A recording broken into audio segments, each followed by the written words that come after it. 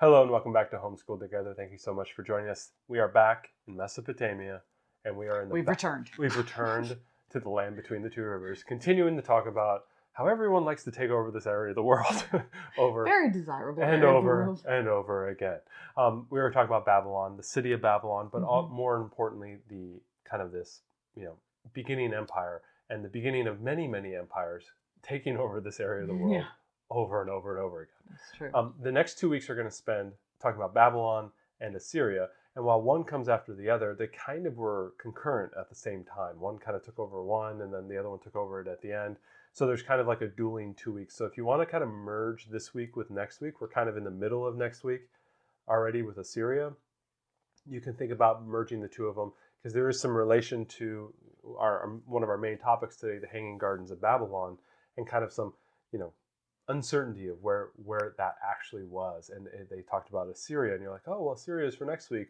Well, they're kind of essentially at the same time. So if you can think about it, you want to blend these 2 weeks. If you're trying to tighten up the schedule for some reason, you can bring Babylon and Assyria into that same week. Kind of talk about them as kind of sister states at the same time. That's a good idea. Absolutely. So we talked about the Hanging Gardens of Babylon, and then we took a deep dive, shocker, into poetry this week.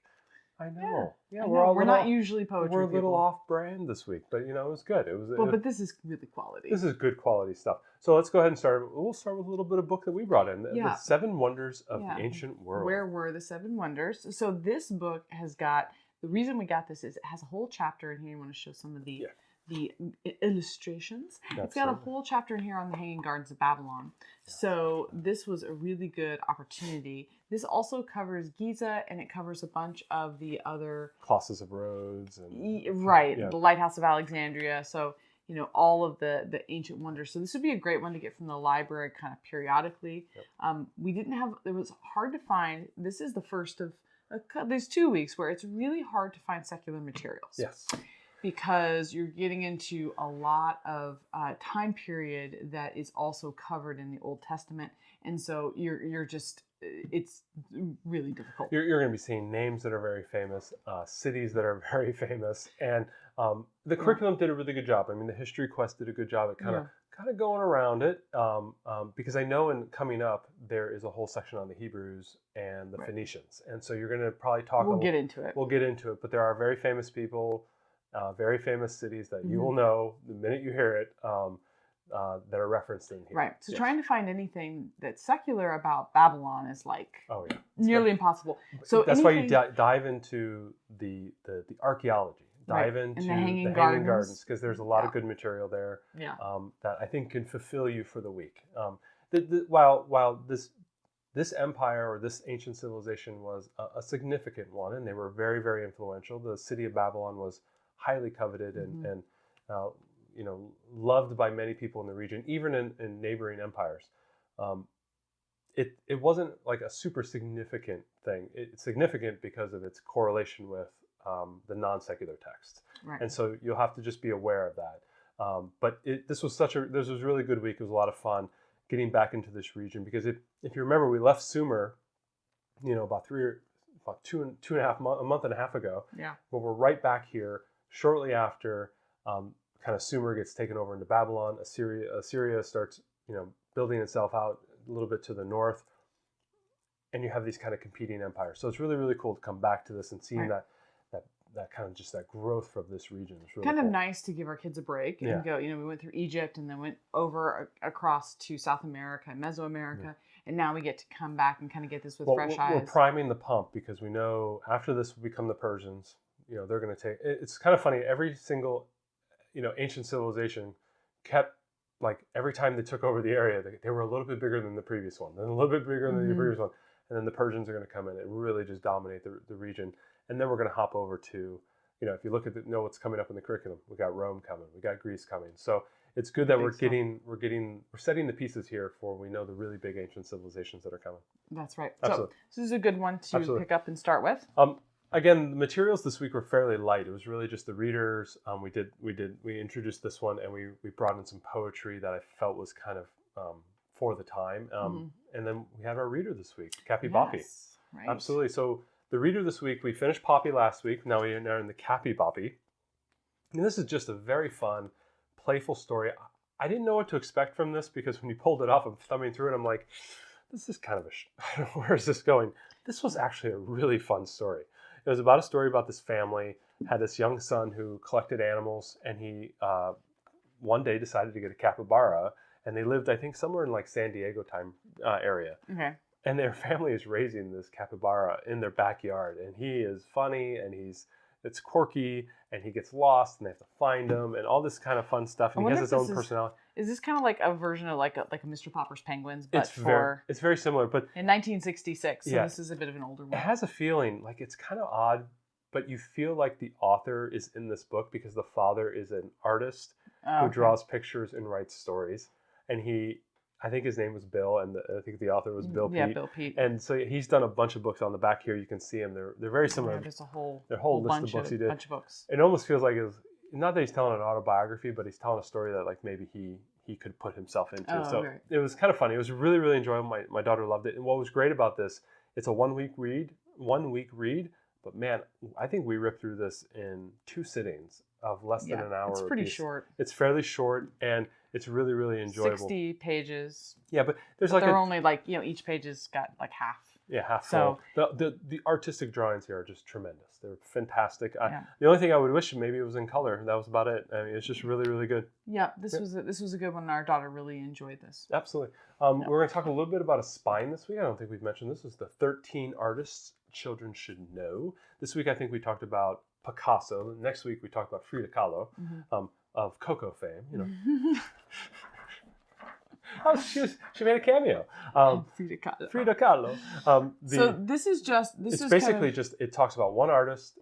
Sometimes it's just a 2-page spread on that artist. Sometimes it's a 4-page spread on the artist. If that artist did something very significant, they might go into a little bit more depth. Very easy reading, very fun. I like it because it can kind of springboard you into some art. The art can be a little challenging, so obviously we're not expecting our children to be Monet or Picasso or Frida Kahlo or anything like that, but it's really, really fun. And I like to pair it with this activity thing I found, I think at Goodwill or something, Usborne activity cards, 50 things you can paint and draw. And what I really like about these is that they have all these different cards, and they give you these great steps. This is the one we did the other day, right? So cartoon faces. So it shows you on the front kind of what different ideas, what you're going to do, and then on the back it gives you all the instructions. Yeah, and it tells you what medium you're supposed to use. So you can just flip through and find the ones you have. So obviously this one was watercolors, and it's just showing you how to put the watercolor on in that general shape, and then you let it dry, and then you come back in with kind of a Sharpie fine point marker, and you go ahead and do the... That was the dog. We got to stop letting her in. She's right here. She's trying to be in the video. I think she just wants some pets. She wants to make her. Oh, come here. Oh, you're such a sweet dog. Anyway, you do your inking, and you just finish them. It's really, really fun, really easy. We did this other one here as well as Monsters in Space. Same idea. You just do your watercolor, and then you do some inking, and they give you some great little example on the back. I love pairing these, and you can just flip through and what find... kinds of different mediums are there? Oh, they do pastels, they do acrylics, they do markers, they do pen or charcoal. Snail prints. And sometimes they'll use different... sheep painting. Different ways to apply the paint with like a sponge. It doesn't always have to be brushwork. Painted butterflies. It's really, really cool. I really like these. These are really fun. It's a really good prompt. Yeah, really. And what's really cool about it is that some of them are more technical, like this elephant painting one requires you to use a little bit more shading technique, and so that might be a little bit more challenging. So you can really pick the ones you think your learner might be able to do. These are gorgeous. Yeah, they're really fun. And what I like about it is you go, oh wow, that looks really complex and hard to do. I mean, obviously, how do I do that? And then they show you how to do it on the back, and it kind of demystifies how to do it. And you can chalk work. Yeah, you should do this one. This is really pretty. They're really fun, and they're all different mediums, so you can really just explore what you have at home. I think it's a very fun way to pair, if you're going to read about the artist for the week, go ahead and do a little bit of art painting and use the 50 things you can draw. Let's see if we can find this on Amazon to give you guys a link so you can find it. One thing I would say about this, if your library doesn't have it, this is an easily substituted book. I don't think anybody needs to buy this book. No. Really, you're talking about an artist, a few We've details. actually checked it out, and we had to return it, and then we had to recheck it back out. Right. And we missed a week. And listen, when you're going through the curriculum and you don't have your book from the library, whatever, XXX. We Yeah. just didn't do it. You know, the thing is it's really going to talk about the artist, give you a really brief information about them, and then some great examples of their art. You could do that. You could pull up something about Van Gogh, and there's some other good books about it. Like I don't think this is one that you have to buy or stress if your library doesn't have this book. It's easily replaceable. So that's my pitch on that. Absolutely. Next thing that we did a little reading, we talked about the poetry. One thing that I remember there, if you guys follow any podcasts out there, one of my favorite ones is Hardcore History by Dan Carlin. And so good, it's so good. If you have teenagers or whatever, it's amazing. And he had a series. He tends to only release 1 to 2 episodes a year, but they're very large. They're like 6-7 hours long. He's in the middle of a Viking thing right now. It was really, really good.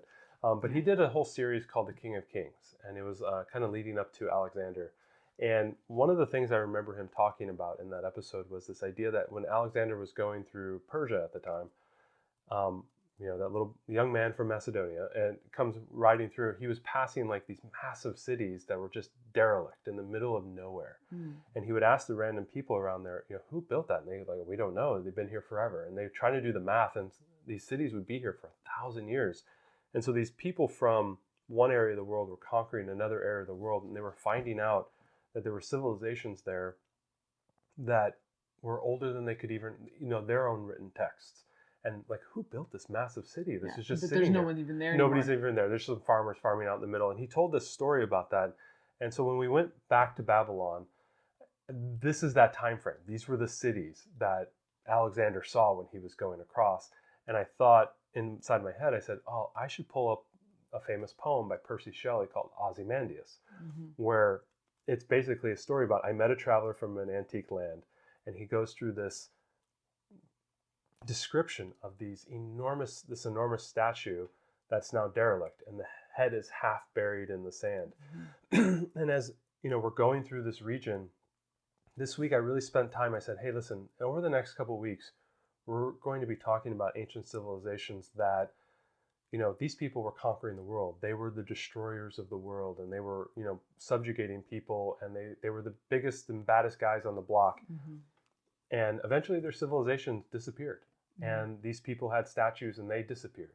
And they thought they were going to live on forever, and their statues don't exist anymore.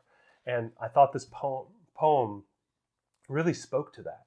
And so I read it a bunch of times with my daughter, and we kind of played around with it, changing the name.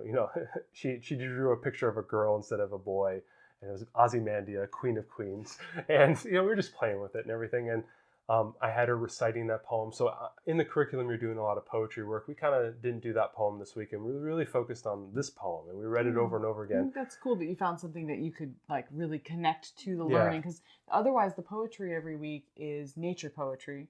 And it does have, from some really famous poets. Yeah. But this is kind of a cool way to actually connect. Especially since they were talking about a lot of famous people like King Nebuchadnezzar, right? That played a big portion this week, because he is rumored to have the Hanging Gardens of Babylon, and it makes an appearance in the History Quest book, and his wife Amytis, if I'm right. And these people don't exist anymore. There's barely anything about them. Yeah, we know very little. And I thought this poem really fit it. And so we read it again. I had her memorize the famous line, "My name is Ozymandias, King of Kings. Look upon my works, ye mighty, and despair." And I talked about, we went line by line. I said, what is this line saying? Well, it's describing this broken head, and he's sneering. I go, what do you think?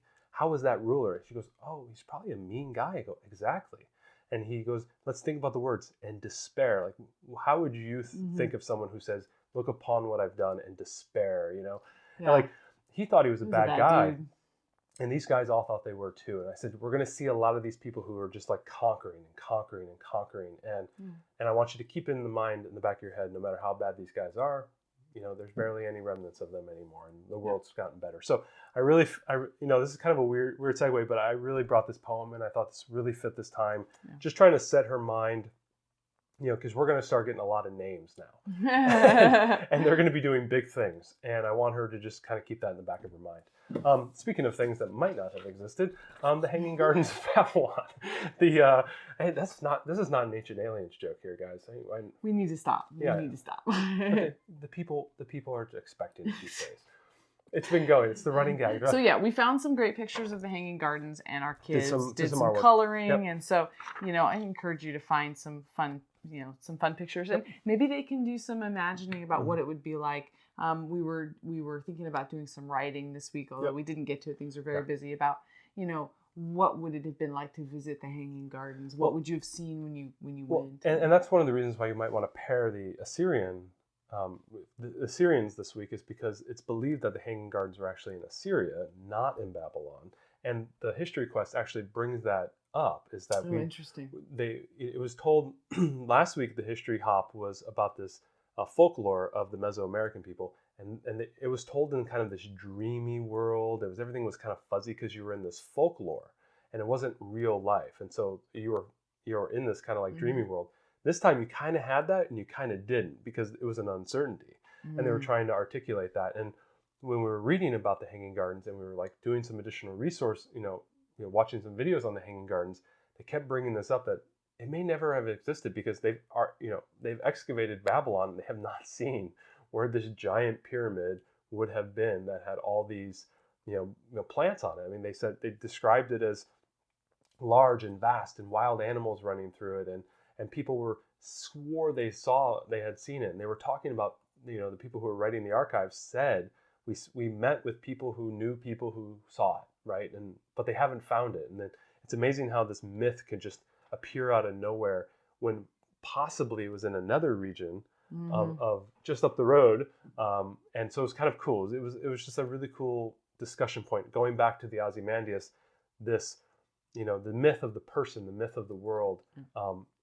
Even though it wasn't that far ago, like we know a lot about the Egyptian time frame, but learning more about this time frame was kind of contemporaries, right. And we don't know as much. And it was just fun to talk to her about this uncertainty. So it was really cool. Agreed. Going on to more activities this week, we have the new One Small Square, which is focusing on the woods, and we have some trees out back here, and we did some leaf rubbings of various trees that we have, and it was just fun. And we did that, and obviously Minnie Mouse and her stickers made a 4-year-old.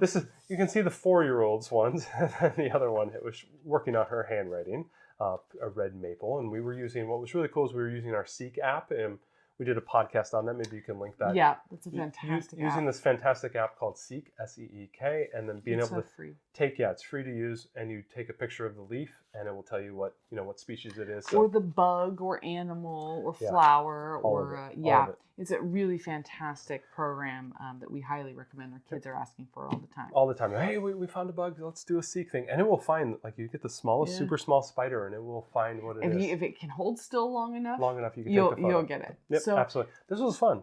Babylon was a good week, and we're already into Assyria, so we'll come back and catch up with you guys when we're done with that. But this was a good journey. We're going to have a couple more weeks here in Mesopotamia before we start moving around.